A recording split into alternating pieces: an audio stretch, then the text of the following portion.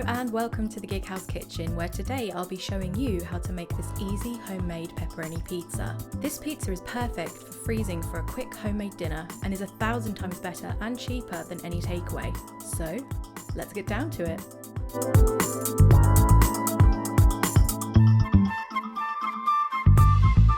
As always, we'll start with the ingredients. Here I have 500 grams of 00 pasta flour, 1 sachet of active dry yeast, 2 teaspoons of granulated sugar, 1 teaspoon of salt, and 1 teaspoon of cracked black pepper. You'll also need around 500 ml of warm water, which is enough to make 2 pizzas. For the dough, pour the pasta flour into a mixing bowl. If you can't get 00 flour, you could also use bread flour, but just be aware that your finished pizzas may be tough. To the flour, add your seasonings and stir them together using a round-bladed knife. Then add your yeast and stir it again to incorporate it into the flour. Then stir the warm water into the flour in stages. I initially only added about 350 ml of water to my mix, which you'll see later turned out to not be enough. When using pasta flour, you seem to need an almost 1-to-1 ratio of flour to water, although remember this can change depending on different factors. Once combined, move the dough onto a clean work surface and knead it for a few minutes until it becomes smooth and elastic. As you can see here, my dough wasn't quite hydrated enough, so it's a little dry and difficult to knead. However, this is an easy fix. I initially added a little oil to add some moisture, but when this wasn't enough, I added in several drops of warm water. I kept kneading and adding water until I got my desired dough texture. Remember, you can always add more liquid, but you can't take it out. So, if you're unsure, add the water in stages to get the right consistency. Once kneaded, I placed my dough ball into a greased mixing bowl, covered it with cling film, and then let it rise in a warm place for at least 1 hour. You'll want to wait until it's approximately doubled in size. Once the dough is risen, I pour it out onto my clean work surface and cut the dough in half. I'll leave 1/2 in the covered bowl while I shape the first base. I think my dough still wasn't hydrated enough because it should be more supple to work with than this, although it didn't affect the final pizzas. Using a rolling pin, I shaped my pizza into a circle, which was slightly larger than the baking tray I was planning to use, which was just the bottom of a large springform cake pan. I also cut a piece of baking parchment because yeasted doughs do have a tendency to stick to trays. Once my base was at the right size, I placed it onto my baking parchment for easy transporting and I start filling it with cheese. Oh yeah, this is a stuffed crust, baby. If you don't plan to stuff your crust, feel free to jump ahead. To create a stuffed crust, place grated cheese along the outer edge of the base, leaving about 1 centimetre of space to roll over. When you're happy with how the cheese is placed, brush the base with water and roll the crust over, using your fingers to seal the rolled edge back into the base. Try not to roll the dough too tightly over the cheese so it has room to expand and avoid seepage, but if this happens, it's not a big deal.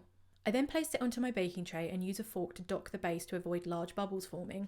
So I'm actually going to freeze this pizza, so I'm going to pre-bake it at around 200 degrees centigrade, which is approximately 392 degrees Fahrenheit or gas mark 6. I'm going to bake that for about 5 minutes or until it looks like this. So while that was baking, I made up the second pizza base so we can finally move on to the toppings. Okay, so to begin, I have pizza sauce that I made by reducing down the everything sauce from our previous video, which I'll link in the description if you want to check that out. Although, if you just want to buy a pizza sauce from the shop, I won't judge you. Because I plan to eat this pizza straight away, we're fine to add the toppings to our uncooked pizza base. Then you'll want to add your cheese of choice.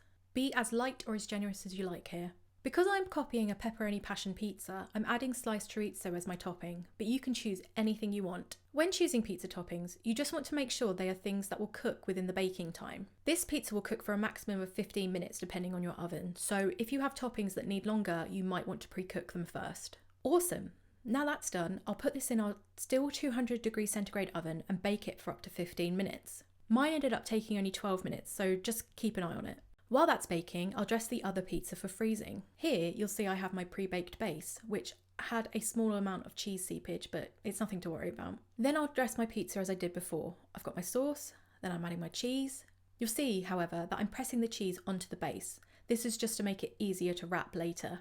You could just do cheese and then add the rest of the toppings when you actually cook the pizza, but I had chorizo slices left, so I added them. Not all toppings will freeze well, so keep that in mind. Finally, I grab an old plate and I put the pizza onto it, still with the baking parchment underneath. I will then wrap this securely with cling film. This, unfortunately, isn't the most eco-friendly recipe, but you could also put it into a large Tupperware. You just want to make sure it's reasonably airtight.